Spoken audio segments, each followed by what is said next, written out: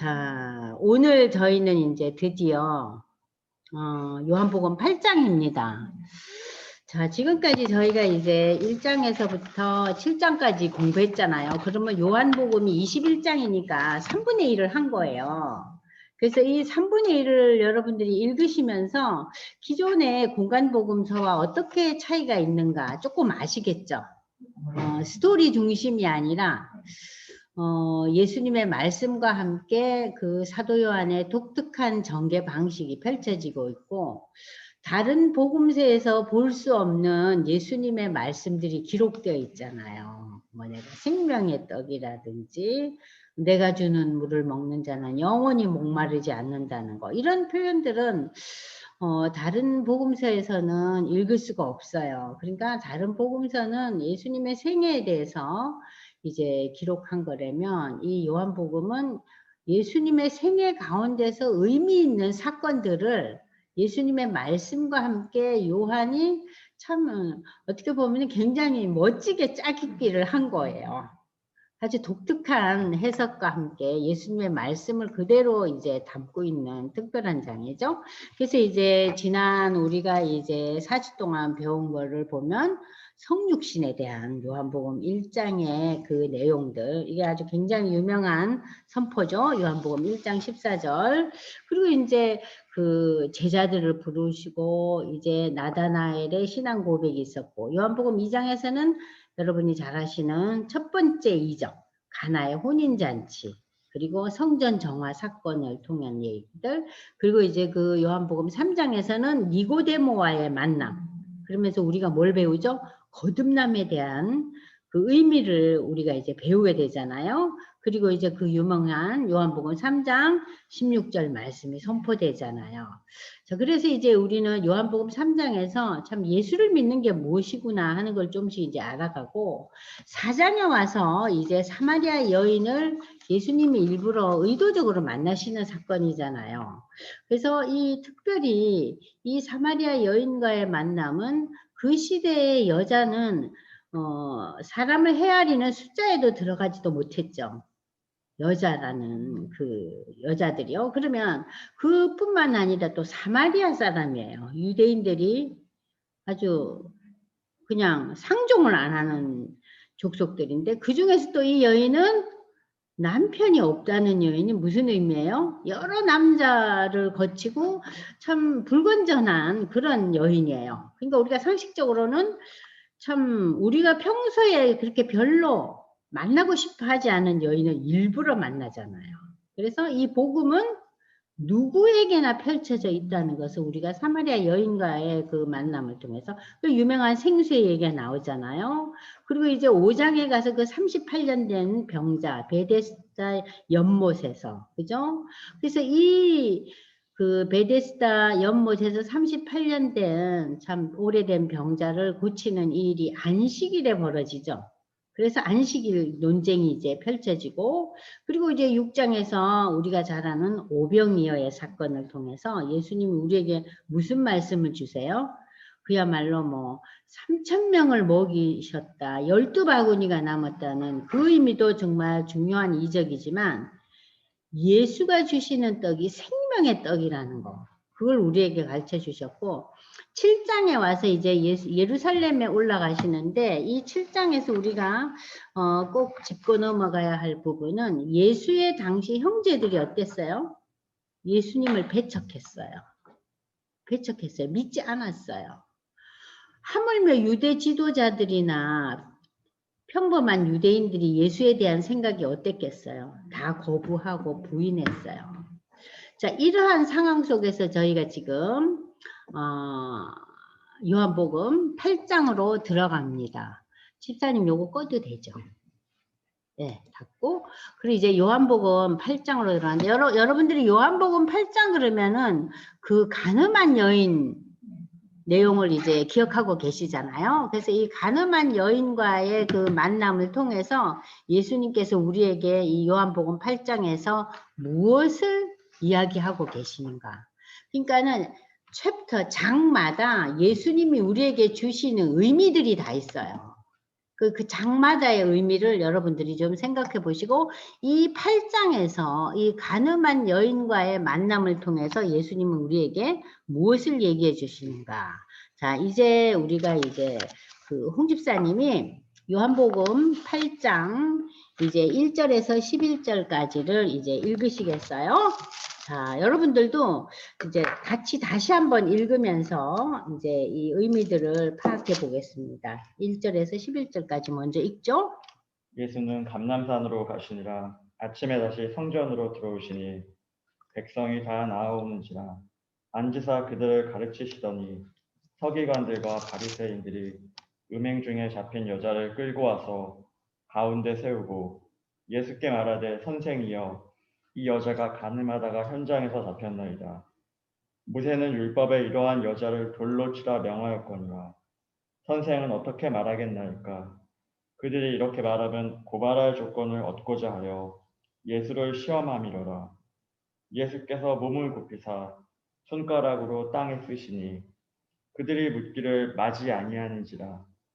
이에 일어나 이르시되 너희 중에 죄 없는 자가 먼저 돌로 치라 하시고 다시 몸을 굽혀 손가락으로 땅에 쓰시니 그들이 이 말씀을 듣고 양심의 가책을 느껴 어른으로 시작하여 젊은이까지 하나씩 하나씩 나가고 오직 예수와 그 가운데 섰는 여자만 남았더라. 예수께서 일어나사 여자 외에 아무도 없는 것을 보시고 이르시되 여자여 너를 고발하던 그들이 어디 있느냐 너를 정죄한 자가 없느냐. 대답하되 주여 없나이다. 예수께서 이르시되 나도 너를 정죄하지 아니하노니 가서 다시는 죄를 범하지 말라 하시니라. 네, 지금 1절에서 11절까지 이 간음하다가 음행 중에 잡힌 그 여자를 끌고 와서 이제 예수님과의 그 만남이 이제 이루어지는데, 자, 여기 보시면은요, 자, 음행 중에 잡힌 여자를 끌고 와서 세워놓고, 선생이요, 이 여자가 간음하다가 현장에서 잡혔는데, 아니, 간음하다가 잡혔으면 상대방도 있을 거 아니에요? 그죠? 근데 남자는 없어요. 저는 이 본문을 읽을 때마다 상대방 남자는 냅두고 왜 여자만 잡아왔을까? 그것도 특이하죠? 여자만 잡혀왔어요. 자, 그러면서 이 모세 율법에 이러한 간음하다 잡힌 그 남녀에 대해서 모세 율법은 어떻게 이야기하고 있는가? 간음한 자들은 남자나 여자나 불문코, 여러분들 오늘 프린트 13페이지 보시면 동일하게 처벌을 받았는데 본문에서는 여자만 끌려다 나왔잖아요. 자, 그래서 율법에 어떻게 기록되어 있는가? 신명기 22장 23절 24절, 레위기 20장 10절에 이게 아주 자세하게 나와 있거든요. 그래서 한번 집사님 읽어보세요. 신명기 22장 23절 24절. 네. 처녀인 여자가 남자와 약혼한 후에 어떤 남자가 그를 성읍 중에서 만나 동침하면 너희는 그들을 둘 다 성문으로 끌어내고 그들을 돌로 쳐 죽일 것이니 그 처녀는 성 안에 있으면서도 소리 지르지 아니하였으며 그 남자는 그 이웃의 아내를 욕보였음이라. 너는 이같이 하여 너희 가운데에서 악을 제할지니라. 네, 여기 본문에 뭐로 쳐 죽여요? 돌로 쳐 죽여요. 아, 얼마나 잔인해요. 이 돌로 쳐 죽인다는 게. 가운데다 사람을 세워놓고 돌로 쳐 죽이는 거예요. 자, 그 다음에 레위기는 어떻게 표현하고 있죠? 레위기 20장 10절. 누구든지 남의 아내와 간음하는 자, 곧 그의 이웃의 아내와 간음하는 자는 그 간부와 음부를 반드시 죽일지니라. 네. 사형이에요. 근데 사형을 어떻게 시킵니까? 돌로 쳐 죽이는 거예요.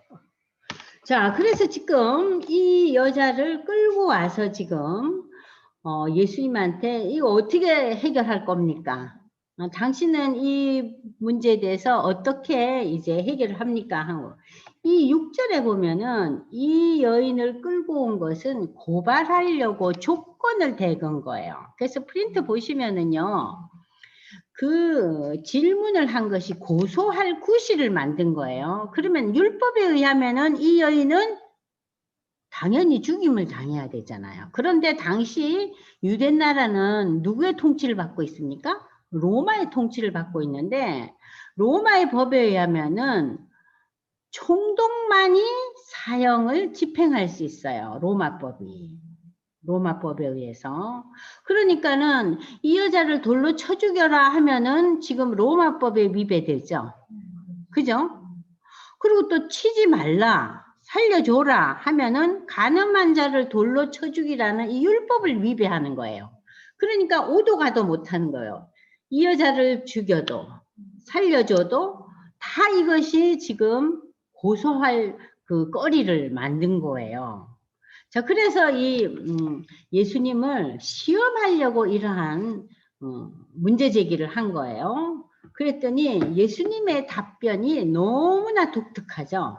너희 중에 죄가 없는 자가 먼저 돌로 쳐라. 여기서 죄 없는 자라 그랬어요. 죄 없는 자. 그 인간은 모든 인간이 어때요? 우리가 하나님을 믿지 않아도 내가 완벽한 존재라는 것을 주장하는 자는 이 세상에 아무도 없어요. 하나님을 모르는 사람이라 할지라도. 그런데 이 유대 백성들이 어떻게 했어요? 숨짓 놀라는 거예요. 그리고는 다시 몸을 굽혀 손가락으로 땅에 쓰시니 그들이 이 말씀을 듣고 양심의 가책을 느껴 어른으로 시작하여 젊은이들까지 하나하나 다 없어져 버리는 거예요. 사라져 가는 거예요. 그래서 이제 예수님과 이 여인만 남았어요. 그랬더니 예수님께서 여자여 너를 고발하는 그들이 어디 있느냐? 너를 정죄할 자가 없느냐? 대답하여 주여 없나이다. 나도 너를 정죄하지 아니하노니 가서 다시는 죄를 범하지 말라. 자, 여기에서 우리는 이 짧은 본문을 통해서 예수님이 보통 그 유대 지도자들이나 또는 그 당시의 그 법에 대해서 아주 완전히 다 포괄적으로 아시고 계시는 분이에요. 그렇기 때문에 여기서 우리는 이 예수님의 답변에 대해서 무엇을 깨닫습니까? 예수는 신적인 존재인 것을 우리가 알게 돼요. 예수는 하나님인 거예요. 그 지혜와 더불어 이 여인에게 다가가서 말씀하시는 게 뭐예요? 나도 너를 정죄하지 아니하리니 다시는 죄를 범하지 말라. 그 긍휼과 사랑의 말씀을 선포하셔요. 그러니까 우리가 여기서 이 요한복음 1장 11절에 그 가늠한 여인과 예수와의 대화를 통해서 유대의 지도자들은 예수님을 고소할 구실을 만들기 위해서 이러한 것을 제안을 했는데 예수님은 이걸 통해서 다시 한번 예수는 하나님이심을 드러내고 있어요. 그 지혜와 그 긍휼하심과 사랑이. 그러니까 이 여인을 지금 용서하고 있잖아요. 내가 너를 용서해 줄 때는 이제 다시는 죄를 짓지 말라. 이 놀라운 선포예요. 그래서 우리는 이 짧은 11절밖에 안 되는 이 본문을 통해서 다시 한번 예수님이 하나님이시다. 예수님의 그 지혜와 긍휼과 사랑을 우리가 다시 한번 배우게 됩니다.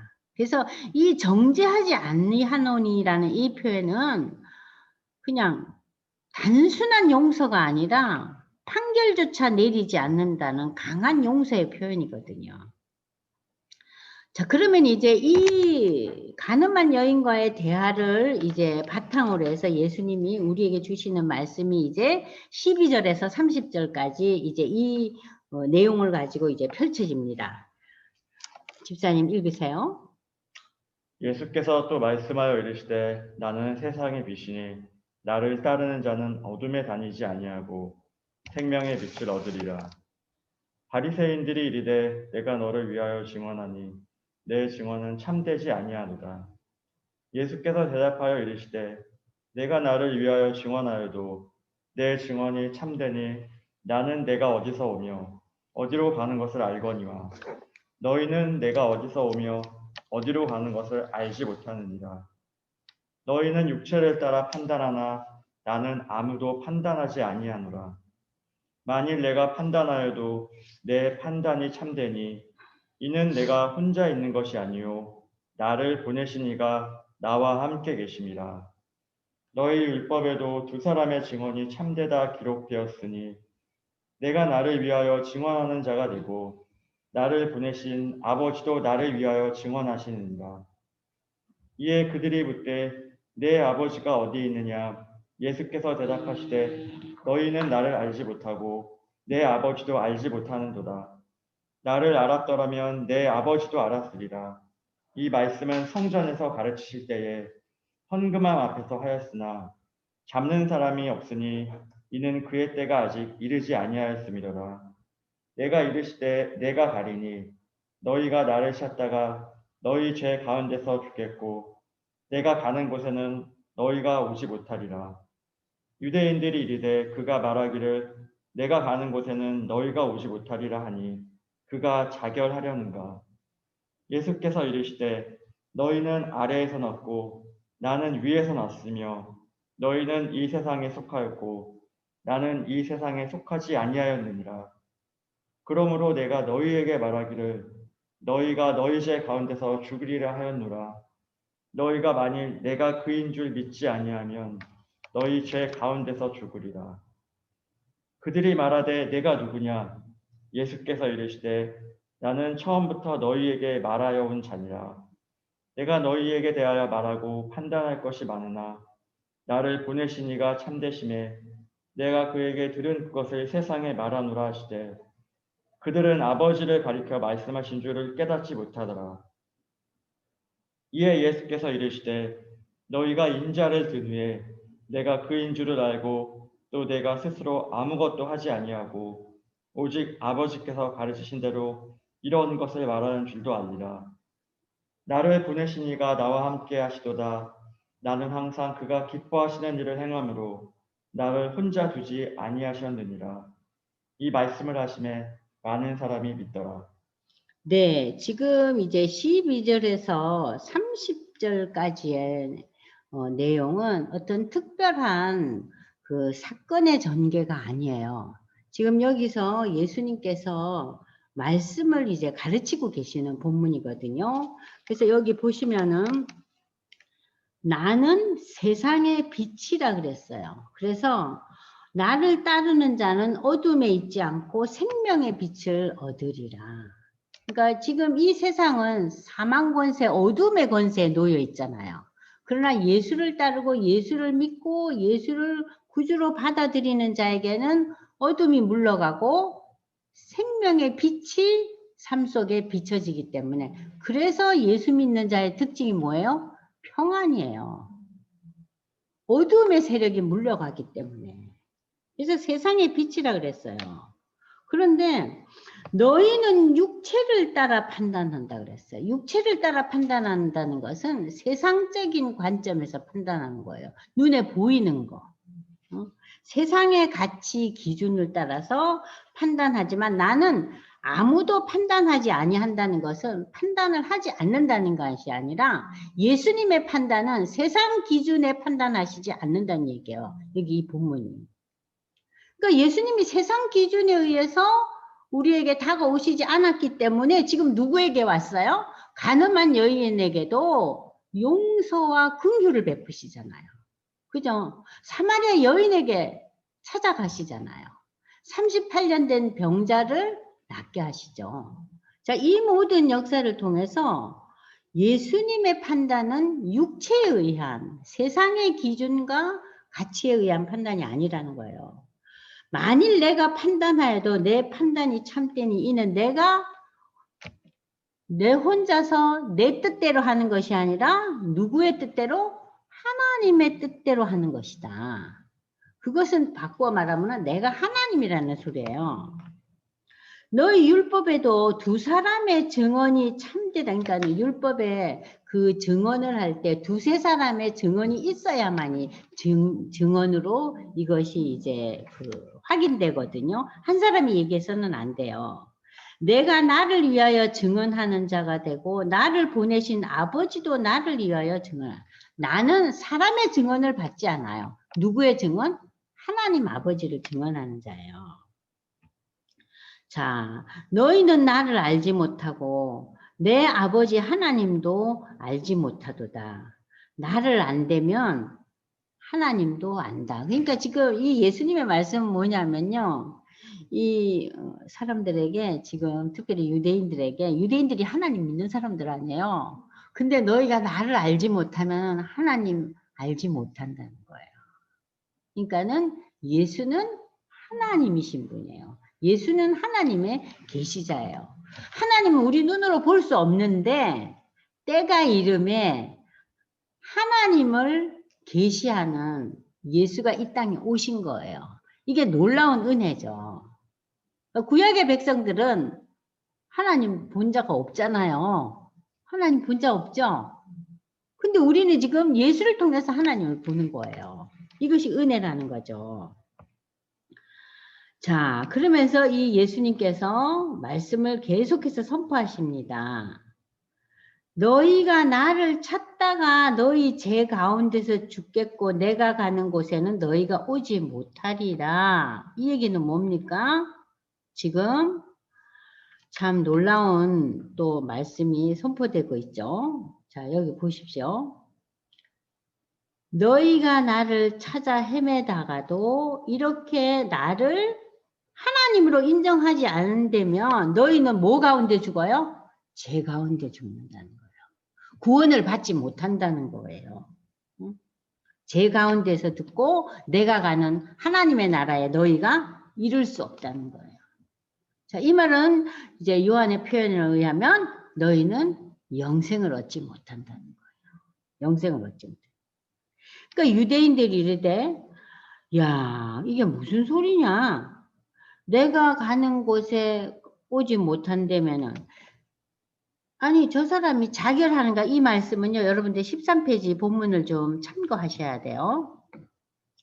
당시 유대사회에서는 자살을 지옥에 이르는 엄청난 죄악으로 여겼어요. 그러니까 저 사람이 자결해가지고 지옥 갈래나? 이 소리예요. 왜냐하면 유대 백성들은 지옥 가지 않는다는 거를 이렇게 지금 주장하는 거 아니에요. 자기들은 어디에 가요?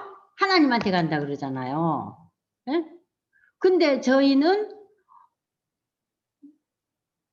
우리와 만나지 못한다니까 저 사람은 지옥 가고 우리는 하나님 나라 간다고 그렇게 지금 생각하고 있는 거예요. 그러니까 자결하여서 지옥에 떨어질란가 보다.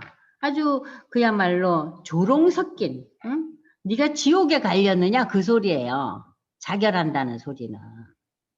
그러니까 여기에 독특한 표현이죠. 자결해서 유대 사람들이 생각하는 야 지옥에 떨어질 존재니까 우리와 만날 수가 없지 않느냐 그 본문이에요. 여러분 지금까지 이 본문을 어떻게 알고 읽으셨어요? 이게 무슨 소린가 했죠. 납득이 안 가는 대목이에요. 이 본문이. 저도 그랬거든요. 아니 왜 이런 말을 했지? 유대 백성들이. 자 그러면서 예수님이 이어서 말씀하십니다. 너희는 아래서 났고 너희는 땅에서 왔고 나는 하늘로부터 온 존재예요. 나는 하늘에서 온 존재다. 내가 너희에게 말해 너희가 너희 제 가운데 죽으리라. 나를 인정하지 않으면 나를 하나님으로 인정하지 않으면 제 가운데서 죽는다. 이 제가 뭐예요? 원죄예요. 지금 성경에서 지금 계속해서 제 가운데서 죽고 너희가 제 가운데서 죽고 이게 뭡니까? 너희 원죄로 인해서 너희가 사망을 당하겠고 그리고 어디로 가요? 하나님 나라에 가지 못한다는 거예요. 지금 이제 예수가 이 땅에 오시고 난 이후에 예수를 받아들이지 않으면 그랬더니 네가 누군데 그런 소리를 하냐? 아니 이 사람이 도대체 누구야? 하고 묻는 거예요. 처음부터 너희에게 말하여 오냐. 여기서 처음이라는 단어가 나옵니다. 이 처음은 태초를 가리키는 거예요. 그러니까 예수님은 태초부터 계셨고 우리 요한복음 1장 1절에 무슨 말씀 계세요? 태초에 말씀이 계시니라. 이 말씀이 하나님과 함께 계셨으니 이 말씀은 곧 하나님이시니라. 난 태초부터 있던 자다. 응? 내가 너희에 대하여 말하고 판단할 것이 많으나 나를 보내는 신이가 참되시며 내가 그에게 들은 것을 세상에 지금 전하고 있다. 이렇게 얘기를 해도 저들은 깨닫지 못해요. 너희가 인자를 든 후에서 내가 너희가 기다리는 그 메시아고 지금 내가 설명하는 거를 너희가 이해할 날이 올 거다. 인자를 든다는 것은 뭐예요? 우리가 요한복음 3장에서 배웠잖아요. 모세가 불뱀에 물려 죽은 자들 위해서 노뱀을 만들어서 노뱀을 들고 있을 때 그 노뱀을 본 자가 살아난다. 지금 예수의 십자가의 죽음을 보고 저 죽음이 나를 위한 죽음이구나. 그것을 깨닫는 자를 이제 여기서 지금 설명하는 거예요. 자, 인자가 십자가에 돌아가시고 난 이후에 그 구원의 역사를 일으키고 난 이후에 너희가 이제 이게 무슨 일인지 이제 알아나갈 것이다. 지금 너희가 도저히 모르는구나. 그러면서 지금 예수님께서 십자가에 돌아가실 것을 넌지시 설명하고 계세요. 나를 보내신 이가 나와 함께 하시도다. 나는 항상 그가 기뻐하시는 일을 행함으로 나를 혼자 두지 아니하셨느니라. 그러니까는 이 예수님의 사역은 하나님이 기뻐하시는 일이라는 거예요. 하나님 기뻐하시는 일. 이 말씀을 듣고 지금 12절에서 우리가 지금 30절까지 29절까지의 본문의 결론은 뭡니까? 이 말씀에 대한 설명을 듣고 많은 사람들이 어떻게 됐다고요? 예수를 믿었어요. 그러니까 지금 이 30절의 말씀은 예수님의 사역은 때로는 병든 자를 고치고 귀신을 내쫓고 이적을 행하시고 물 위에 걸으시고 물이 포도주가 되게 하시고 이런 많은 이적을 통해서도 예수를 믿었지만 말씀을 통해서도 많은 사람들이 감동을 받아서 예수를 믿게 됐어요. 그래서 여기서 우리는 이거를 이제 티칭 미니스트리라 할 수 있잖아요. 지금까지가 뭐 힐링 미니스트리였다면은 기적의 그러한 그 사역뿐만 아니라 이 말씀에 통한 사역들을 지금 우리 오늘 12절에서 30절까지 본문에 나옵니다. 그러면서 세상의 빛이라는 선포를 통해서 이 어두움을 물러가게 하고 내가 빛으로 왔다는 거예요. 여러분들 요한일서 1장 5절을 한번 찾아보겠습니다. 자, 홍 집사님, 요한일서 1장 5절에 무슨 얘기가 있죠? 우리가 그에게서 듣고 너희에게 전하는 소식은 이것이니 곧 하나님은 빛이시라 그에게는 어둠이 조금도 없으시다는 것이니라. 네, 빛의 존재로 오셨어요. 어둠을 물리치는 빛의 존재라는 거예요. 자, 그래서 이제 12절에서 30절까지 말씀으로 저들에게 이제 그 권위 있게 또 하나님의 아들로서 신적인 존재로서 말씀을 선포함으로 인해서 많은 사람들이 예수를 믿었다. 그래서 지금 8장에서 지금 두 가지 이제 내용이 나타났죠. 간음한 여인과 말씀을 통한 사역. 그럼 이제 31절에서부터 여러분들 41절까지 다시 한번 또 예수님의 그 설명에 대한 이야기들을 보겠습니다. 홍 집사님 읽어보세요. 그러므로 예수께서 자기를 믿은 유대인들에게 이르시되 너희가 내 말에 거하면 참으로 내 제자가 되고 진리를 알지니 진리가 너희를 자유롭게 하리라. 그들이 대답하되 우리가 아브라함의 자손이라 남의 종이 된 적이 없거늘 어찌하여 우리가 자유롭게 되리라 하느냐. 예수께서 대답하시되 진실로 진실로 너희에게 이르노니 죄를 범하는 자마다 죄의 종이라. 종은 영원히 집에 거하지 못하되 아들은 영원히 거하나니 그러므로 아들이 너희를 자유롭게 하면 너희가 참으로 자유로우리라. 나도 너희가 아브라함의 자손인 줄 아노라. 그러나 내 말이 너희 안에 있을 곳이 없으므로 나를 죽이려 하는도다. 나는 내 아버지에게서 본 것을 말하고 너희는 너희 아비에게서 들은 것을 행하느니라. 대답하여 이르되 우리 아버지는 아브라함이라 하니 예수께서 이르시되 너희가 아브라함의 자손이면 아브라함이 행한 일들을 할 것이거늘 지금 하나님께 들은 진리를 너희에게 말한 사람인 나를 죽이려 하는도다. 아브라함은 이렇게 하지 아니하였느니라. 너희는 너희 아비가 행한 일들을 하는도다. 대답하되 우리가 음란한 데서 나지 아니하였고 아버지는 한 분뿐이시니 곧 하나님이시로다. 네. 자, 41절까지 말씀을 통해서 우리가 그 요한복음 8장 32절 말씀을 우리가 늘 암송하죠. 진리를 알지니 진리가 너희를 자유롭게 하리라. 참 이 8장 32절 말씀이 참 강력한 의미를 갖고 있는데 그 말 전에 너희가 내 말에 거하면 참으로 내 말에 거한다는 이 표현을 이제 프린트에서 찾아서 13페이지 보시면 이 사도 요한의 이 독특한 표현은 일시적으로 잠시 우리가 함께하는 머무는 의미가 아니라 전인격적으로 영적으로 그리스도 예수와 연합한다는 의미예요. 그러니까 여기서 내 말에 거한다는 것은 예수와 연합함을 의미하는 거예요. 영원히. 자, 그러면 내 제자가 될 뿐만 아니라 너희가 뭘 알게 된다고요? 진리를 알게 된다.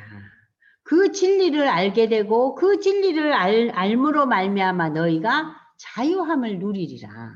자유함을 누리리라 그랬어요. 여기서 진리라는 것은 우리가 역사적으로 수많은 철학자들 또는 뭐 수많은 지식인들이 얘기하는 그러한 보편타당한 그러한 진리가 아니에요. 그러니까는 선한 사람은 거짓말을 해서는 안 된다. 우리 아이들 보고 정직해라. 이러한 보편타당성 있는 그런 진리가 아니에요. 여기서 말하는 진리라는 것은 예수 그리스도 자신이 진리예요. 그리고 예수님이 가르쳐 주신 그 하나님의 말씀이 진리라는 거예요. 예수가 진리고 말씀이 진리라는 거예요. 그러니까 우리가 생각하는 그 상식적인 진리의 의미로 이 말씀을 읽으면은 이해를 할 수가 없어요.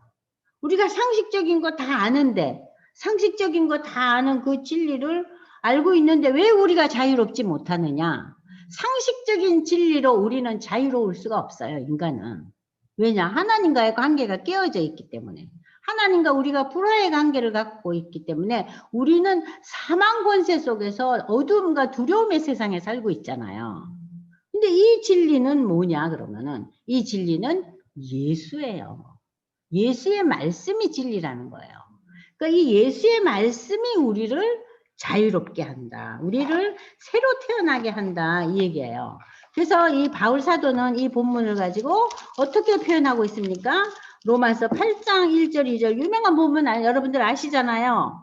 그러므로 이제 그리스도 예수 안에 있는 자에게 예수와 연합한 자에게는 정죄함이 없다. 그러니까 누가 죄 있다고 아무도 고소할 자가 없다. 정죄함이 없다는 것은요. 고소받을 거리가 없다는 거예요.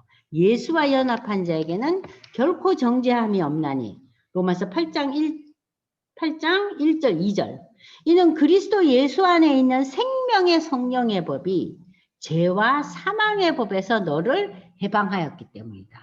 그러니까 예수의 십자가의 보혈로 말미암아 우리가 사망의 권세에서 해방된 거예요.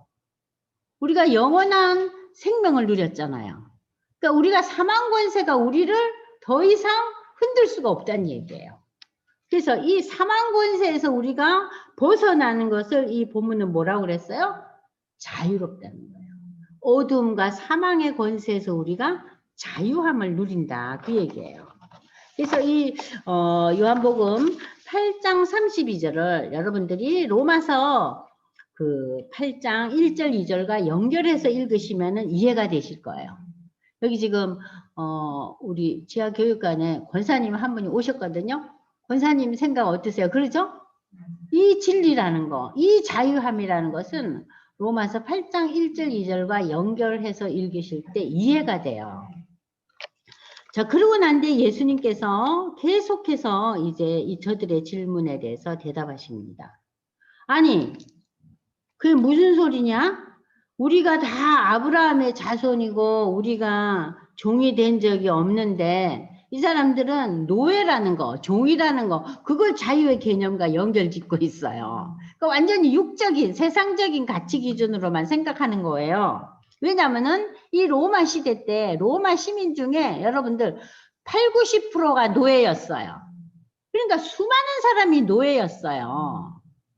그러니까 로마에 살고 있는 사람들도 이렇게 노예가 많았으니까 저들이 지금 이제 완전히 정복한 나라의 그 백성들에 대해서도 거의 종처럼 생각한 거죠, 로마가. 그런데 이 유대 백성들은 어떤 자부심을 갖고 있어요? 우리는 아브라함의 후손이고 하나님의 백성이고 우리는 종이 아니라는 거예요. 우리는 출애굽을 통해서 하나님의 구원과 해방을 경험한 민족이라는 거예요. 그런 아주 자기 나름대로의 그 자부심과 자존심을 갖고 있었던 그 유대 백성들에게 지금 예수님께서 야, 죄를 범하는 바다 죄의 종이다 그랬어요. 여기서 죄를 범하는 것도 하나님 인정하지 않는 죄예요. 우리가 일상 삶 속에서 헌법에 위배되는 죄를 저지르는 죄가 아닙니다.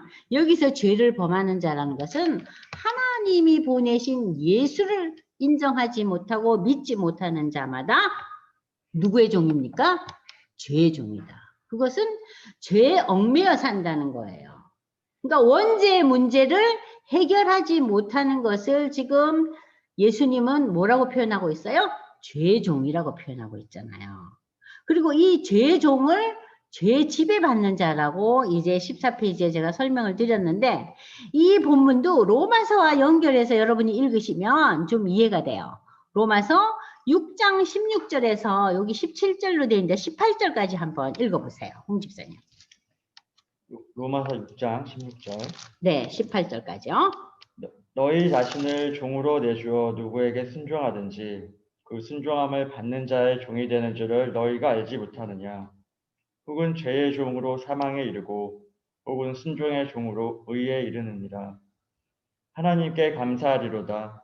너희가 본래 죄의 종이더니 너희에게 전하여 준 바 교훈의 본을 마음으로 순종하여 죄로부터 해방되어 의에게 종이 되었느니라. 네, 여기 바울 사도는 자, 죄의 종으로 말미암아 우리는 사망에 이르렀지만 하나님이 보내신 그 예수의 십자가의 죽음이 우리를 구원하시기 위한 화목의 제사, 희생의 제사였다는 것을 믿음으로 받아들일 때, 그 순종할 때 우리는 의의 종이 된다는 거예요. 의의 종.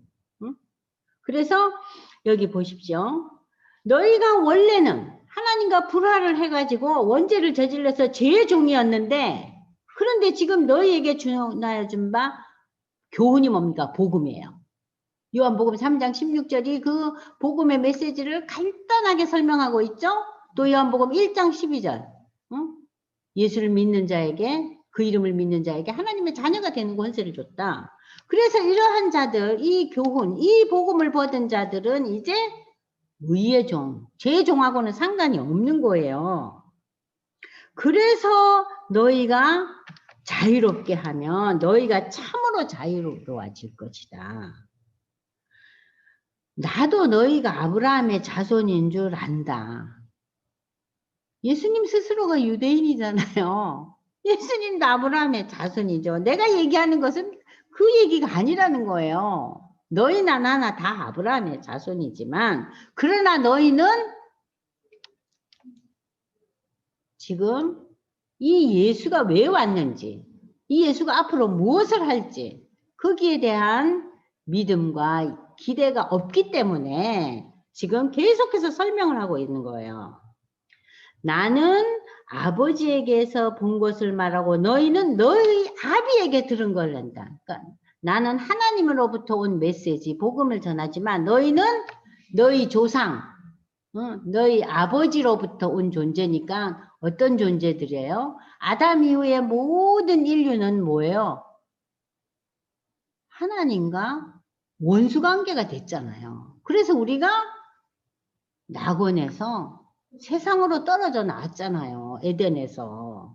지금 너희 아비에게 들었다는 것은 그거예요. 하나님 아버지로부터 온 얘기를 듣는 게 아니라 너희 세상에 세상의 것으로부터 너희는 비롯되고 지금 이루어져 왔다는 거예요. 자, 그러면 너희가 아브라함의 자손이라고 그렇게 우기는데 아브라함의 자손이면 아브라함의 행한 일들을 해야 된다. 그러면서 지금 예수님이 설명을 하고 계세요. 하나님께 들은 진리를 너희에게 말한 사람이 나를 너희가 죽이려고 하는데 아브라함은 그러지 않았다는 거예요. 너희는 너희 아버지 행한 일들을 하는, 지금 아브라함에 대한 설명은 제가 마지막 부분에 다시 나오니까 그때 설명을 드리고요. 너희는 지금 너희 아비가 행한 일을 했다. 너희 아비. 여기 너희 아비를요, 44절에 보세요. 너희는 너희 아비 마귀에게 낳았다. 그랬어요. 그러니까 세상으로부터 온 존재를요, 예수님은 지금 누구라 그래요? 마귀라고 그래요. 그래서 이 본문을 가지고 많은 분들이 또, 그러면은 이 예수를 모르는 사람들은 다 마귀한테서 온 마귀인가? 저도 이 본문 읽고 참 난감하더라고요. 야, 이런 말을 듣고 우리도 지금 마음이 답답한데 이 시대에 유대인들은 이 예수님의 이 말씀을 듣고 얼마나 당혹하고 놀라웠을까? 그들을 보고 지금 뭐라 그래요? 너희는 마귀로부터 온 존재들이라 그러는 거예요. 예? 자, 그러면 14페이지 마귀라는 존재는 어떤 존재입니까? 자, 유대인들은 자기네들이 하나님의 자녀, 하나님의 종, 하나님의 백성으로 여겼잖아요.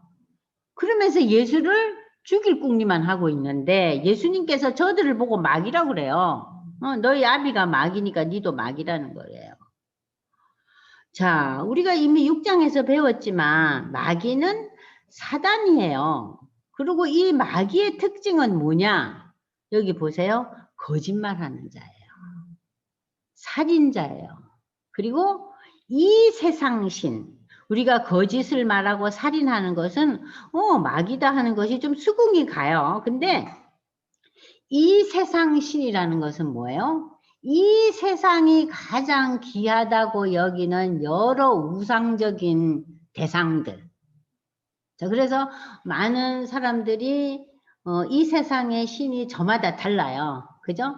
누구는 정말 명예를 위해서 죽는다. 내 자존감이 그걸 용서치 못한다고 자결을 한다. 이것도 이 세상 신이에요. 또 누구는 나는 뭔가를 이루기 위해서, 성취하기 위해서, 내 학문의 세계 또는 내가 여러 가지 비즈니스 하는 이 세계에서 내가 최고의 것을 갈망하고 그것을 향해서 매진해 나간다. 할 때 이 모든 것이 뭡니까? 이 세상 신이에요. 그게 다 누구의 세력 하에 있다고요? 마귀의 세력 하에 있다.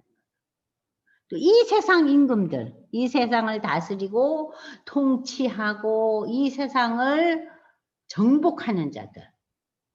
그러니까 이 정복자들의 대부분의 소양이 어때요? 쟁취하잖아요. 무자비하잖아요. 자식도 죽이고, 자기 와이프도 죽이고, 심지어 자기 아버지도 죽이고, 이러한 그 세상의 임금들, 이런 존재들, 그리고 우리가 이제 에베소서에 보면은 2장에 공중의 권세 잡은 자라는 표현이 나와요. 이 공중이라는 의미는요, 세상의 권세 잡은 자라는 의미예요.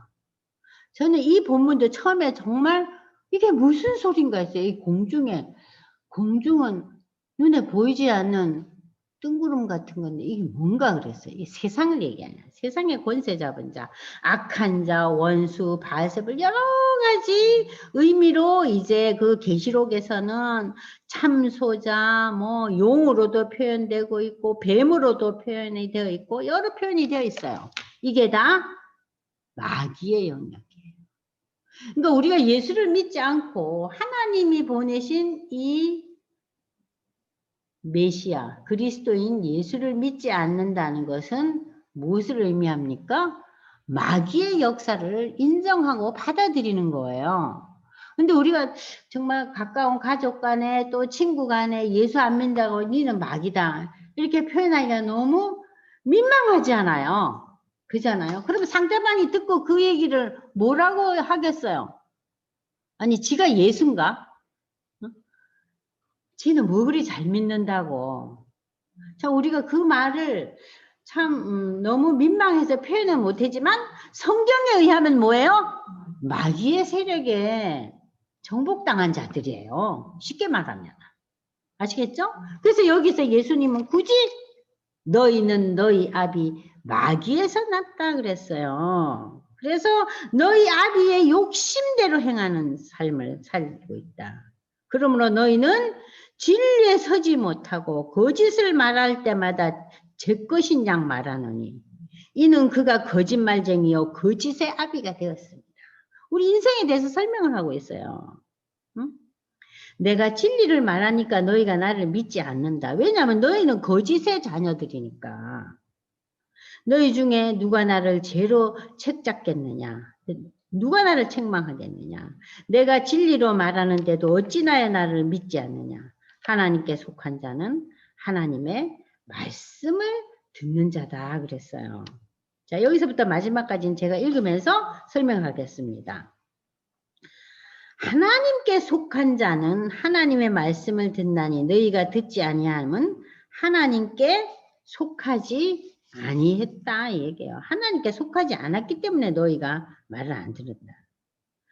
이런 얘기들을 계속해주니까 48절 보세요. 유대인들이 예수님을 보고 우리가 너를 사마리아 사람이라 또는 귀신이 들렸다고 하는 말이 이 말이 맞지 않아. 너는 사마리아인, 응? 귀신 들린 자 이렇게 표현하는 것은 뭐냐면 예수님이 사마리아인 아니에요. 혈통으로 봐도. 그죠? 유대인이에요. 완전한 유대인이에요. 근데 이 사마리아 사람이라는 것은 완전히 예수를 향한 모욕적인 표현이에요. 이 얘기는. 예수를 모욕하기 위한 표현이에요. 왜냐하면 우리가 지금까지 배워왔지만 유대인들은 사마리아인들을 멸시하고 저들과 거래도 안 해요. 왕래도 안 해요. 자, 그러면서 이 예수님을 완전히 목욕하는 표현을 하고 오히려 예수를 보고 귀신이 들렸다고 이렇게 얘기를 합니다. 완전히. 그러니까 예수님께서 나는 귀신 들린 것이 아니라 내 아버지를 공경하는 존재인데 너희가 나를 무시하는구나. 나는 내 영광을 구하지 아니하나 구하고 판단하는 이가 계시니라. 진실로 너희에게 이르노니 사람이 내 말을 지키면 영원히 죽음을 보내. 다시 또 나옵니다. 자, 예수의 말씀을 듣고 믿고 지키면 영원히 죽음을 맛보지 않는다. 영생을 누리리라. 비록 이 땅의 삶을 마감하고 육신의 죽음은 경험하지만 영적인 죽음은 경험하지 않는다는 얘기예요. 우리는 육신의 죽음 이후 예수의 부활하시고 예수의 부활하신 이후의 그 사역을 이제 우리가 앞으로 요한복음에서도 보겠지만 예수님처럼 부활할 거라는 얘기예요. 예수가 재림할 때. 그래서 여기서 무슨 표현을 하고 있어요? 영원히 죽음을 맛보지 않는 영생을 누릴 것이라는 얘기예요. 유대인들이 이르되 지금 네가 귀신 들린 줄로 우리는 알겠어. 계속 네 하는 얘기가. 야, 아브라함도 구약의 수많은 선지자들도 다 이 땅에서 죽었잖냐. 그런데 네 말은 사람이 내 말을 지키면 영원히 죽음을 맛보지 아니한다는데 너는 이미 죽은 우리 조상 아브라함보다 크냐? 야, 아브라함도 죽었고 선지자도 다 죽었는데 너가 누구라는 소리냐? 자, 그러니까 예수님께서 내가 내게 영광을 돌리면 내 영광이 아무것도 아니거니와 나 내게 영광을 돌리시는 이는 내 아버지 하나님이시니 곧 너희가 너희 하나님이라 칭하는 그이니라. 그러니까 예수님은 지금 계속해서 하나님과의 관련 속에서 본인을 설명하고 계시죠. 그죠? 너희가 얘기하는 그 하나님이 누구예요? 내 아버지라는 거예요. 너희는 그를 알지 못하되 나는 아노니 만일 내가 알지 못한다면 나도 너희같이 거짓말쟁이가 되리라. 나는 그를 알고 또 그의 말씀을 지키노라. 자, 여기 이제 56절에서부터 여러분들 59절까지 좀 자세히 보세요. 너희 조상 아브라함은 나의 때 볼 것을 즐거워하다가 보고 기뻐. 나의 때라는 것은 뭐예요? 예수님이 메시아로 이 땅에 성육신하는 거예요. 그것을 이미 아브라함은 기대하고 그것을 기뻐하였다 그랬어요. 유대인이 이르되 네가 아직 50세도 안 됐는데 어떻게 아브라함을 봤냐? 아브라함은 수천 년 전 사람인데 그게 무슨 소리냐? 예수님께서 이르되 진실로 진실로 너희에게 이르노니 아브라함이 나기 전부터 태초부터 내가 있었다 하시니 유대인들이 돌로 쳐 죽이려고 그래요. 그래서 예수님께서 숨어 성전에서 나가시니라. 여기서 숨어 성전에서 나가신다는 것은 저들을 피하셨어요. 왜냐? 아직까지 예수님이 하실 일이 남겨져 있는 거예요. 지금 잡혀가지고 지금 십자가에 못 박히는 게 아니라 지금 앞으로 하실 일들이 있다는 거예요. 그래서 지금 이 시간은 예수님이 잡혀서 돌아가실 때가 내 때가 아직 안 됐다는 거예요. 그래서 그 시기를 피하신 거예요. 도망하신 것이 아니라. 자, 그러면은 여기서 페이지 14페이지 보세요. 나의 때가 나옵니다. 예수님께서 성육신한 때를 아브라함이 믿음의 눈으로 기뻐하고 기대했다 그랬는데 홍 집사님 이제 창세기 15장 1절에서 6절 그리고 창세기 22장 10절에서 18절을 읽어보시면서 여러분들이 아브라함이 어떻게 메시아이신 예수를 기대하며 살았는가 한번 보세요. 자, 읽으세요. 창세기 15장 1절에서 6절. 이후에 여호와의 말씀이 환상 중에 아브라함에게 임하여 이르시되 아브라함아 두려워하지 말라. 나는 내 방패요 너의 지극히 큰 상급이니라. 아브라함이 이르되 주 여호와여 무엇을 내게 주시려 하나이까? 나는 자식이 없사오니 나의 상속자는 이 다메섹 사람 엘리에셀이니이다. 아브라함이 또 이르되 주께서 내게 씨를 주지 아니하셨으니 내 집에서 길린 자가 내 상속자가 될 것이니이다. 여호와의 말씀이 그에게 임하여 이르시되 그 사람이 내 상속자가 아니라 내 몸에서 날 자가 내 상속자가 되리라 하시고 그를 이끌고 밖으로 나가 이르시되 하늘을 우러러 무뼈를 셀 수 있나 보라.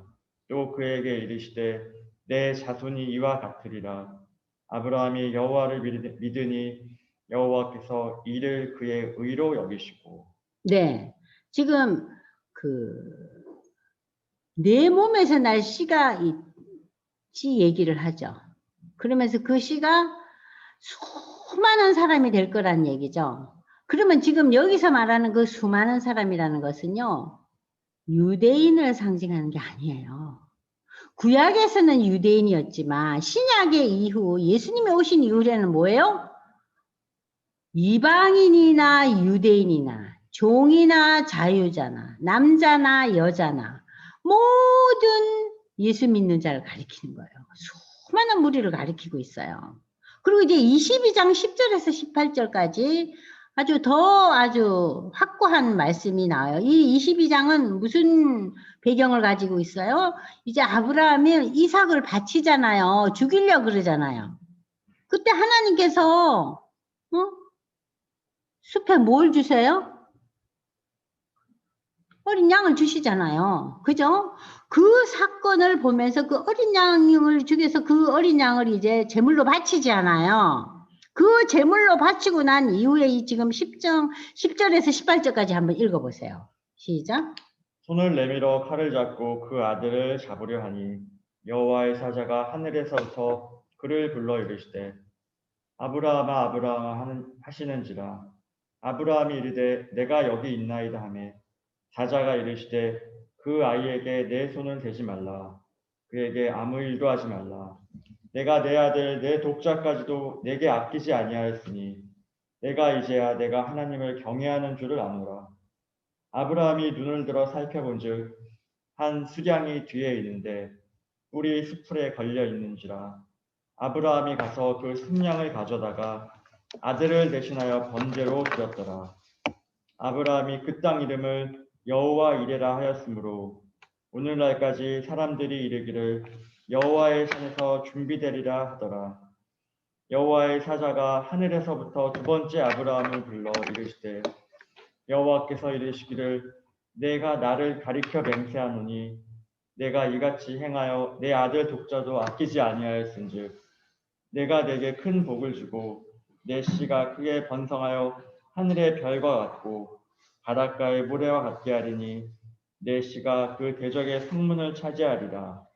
또 내 씨로 말미암아 천하 만민이 복을 받으리니 이는 내가 나의 말을 준행하였음이니라 하셨다 하니라. 네, 여기 맨 마지막에 여러분들 보세요. 자, 이 본문에서 순양을 준비했다 그랬죠. 예수님을 가리켜서 지금 하나님의 어린 양이라고 우리가 표현하잖아요.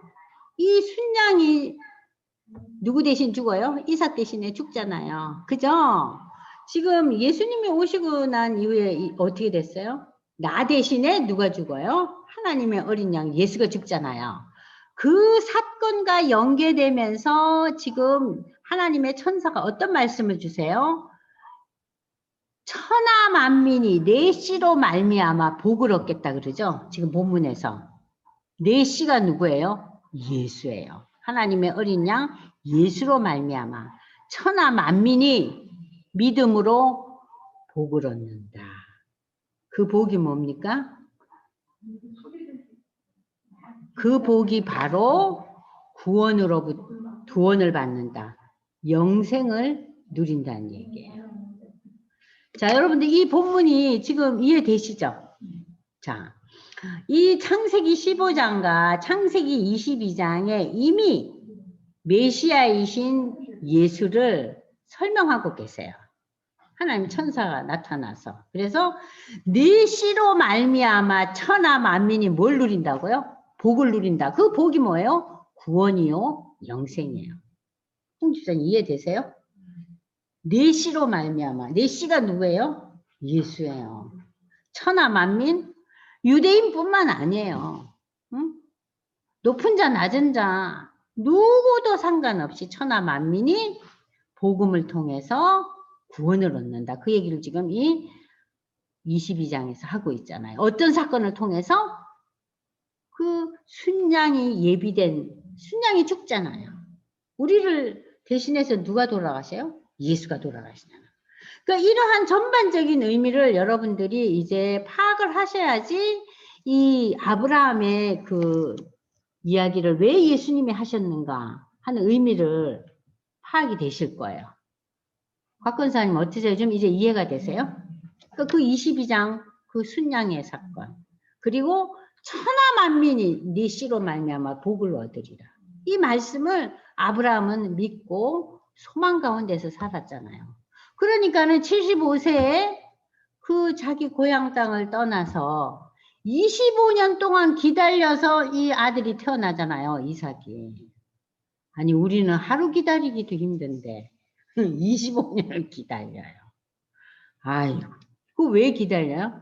이러한 말씀과 이러한 그 자기 나름의 그 신앙의 깊은 체험들을 가지고 이 아브라함이 살았기 때문에. 그래서 지금 예수님께서 아브라함에 대해서 지금 유대 백성들이 얘기를 하니까 아브라함을 가지고 설명을 하고 계시는 거예요.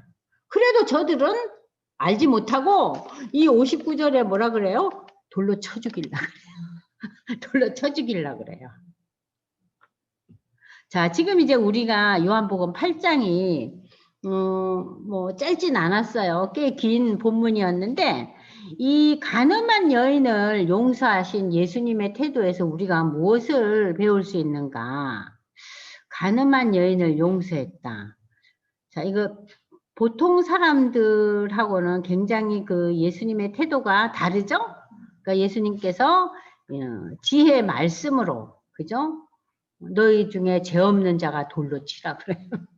지혜로운 말씀으로. 그리고 두 번째는 네가 다시는 나도 너를 정죄하지 않으리니 다시는 죄를 짓지 말라는 그러한 용서와 그 긍휼과 인자를 베푸시는 그런 예수님을 우리가 이 가늠한 여인을 통해서 배우게 됐어요. 그래서 아 예수님은 과연 참 이 시대에 어떤 누구와도 비교할 수 없는 존재예요. 그래서 이러한 예수님의 그러한 그 태도를 통해서 그리고 말씀을 선포를 통해서 우리에게 다시 한번 예수님은 하나님이시구나. 예수님은 하나님 아들이시구나 하는 걸 우리가 다시 한번 깨달을 수 있죠. 자, 42절에서 59절까지 보면요. 하나님께 속한 사람은 어떤 사람인가? 이걸 쉽게 생각하시면 돼요. 그럼 하나님께 속하지 않은 사람은 어떤 사람이에요? 그러니까 예수를 안 믿으면 이거 하나님과 관계가 없다는 건데, 그죠? 예수 안 믿는 자, 예수 거부하는 자, 예수를 그리스도로 인정하지 않는 자, 예수를 구원자로 믿지 않는 자, 또는 예수에 대해서 전혀 관심이 없는 자. 수많은 뭐 여러분 우리 지난 역사 동안 역사를 보면은 수많은 그 지식인들 또 참 그 영웅들 많은 사람들의 그 부러움과 입에 오르내리던 그러한 인물들이 예수에 대해서 관심이 없었던 사람들도 참 많아요. 예수가 누구인지조차도 몰라요. 자, 이러한 사람들은 하나님께 속한 사람이 아니죠. 그럼 뒤집어서 하나님께 속한 사람은 이거와 반대겠죠. 예수를 믿는 자, 예수를 인정하는 자, 예수에게 관심이 있는 자. 그래도 예수의 말씀이 뭔가 알려고 좀 은혜를 받고 싶어 하고 말씀을 듣고자 하는 자들, 관심 있는 자들. 이러한 자가 누구예요? 하나님께 속한 자들이죠.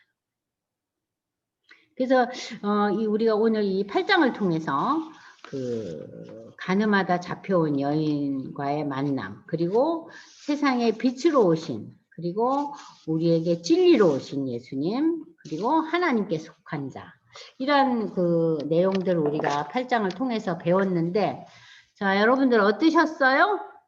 자, 보시면은 잠시 이제 8장을 끝내면서 여러분들 한번 네, 오은경 집사님 한번 얘기해 보세요. 네, 음소거 하시고 음소거 하셔야 됩니다. 네, 하셨어요? 네, 얘기해 보세요. 얘기요? 네, 아, 정돈이 되지요. 큰 소리로 하세요. 네, 정돈이 돼요. 아, 정돈이 좀 되셨어요? 네, 제가 요한복음 이렇게 자주 교회 다니면서 읽어보잖아요. 그렇죠, 근데 많이들 읽으시죠? 네, 근데 이제 창세기로 갔다가 신명기로 갔다가 로마서로 갔다가 막 이렇게 연결하면서 읽으니까 이제 그냥 요한복음만 보고서는 그냥 대충 이럴 것이다라고 생각만 하는데 네, 이렇게 구약 성경에 있는 거랑 연결을 하니까 네, 추측하고 이게 뭐 착한 말인가 뭐 이러면서 이럴 것인가 뭐 이렇게 생각을 했었는데 구약하고 연결하고 이러니까 혼자 읽으면 그런 거 못 하잖아요. 네. 그러니까 좋죠. 좀 그래서 이해가 그 앞에 되셨어요? 이게 더 이해가 되는 편이죠.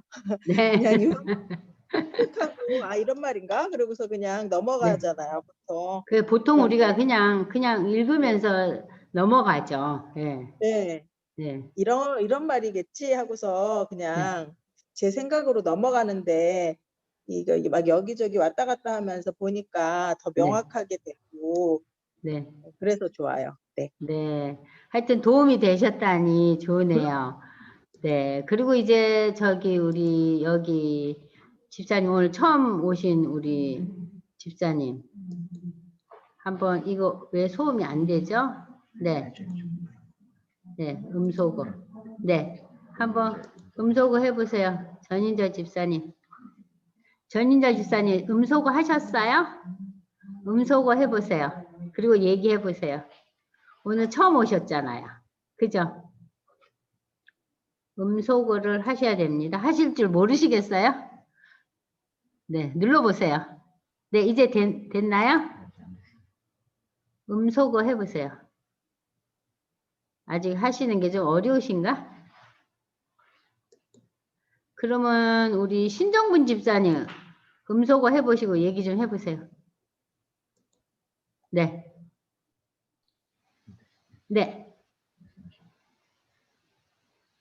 신 집사님은 뭐 어떠셨어요? 요한복음 8장의 내용을 통해서?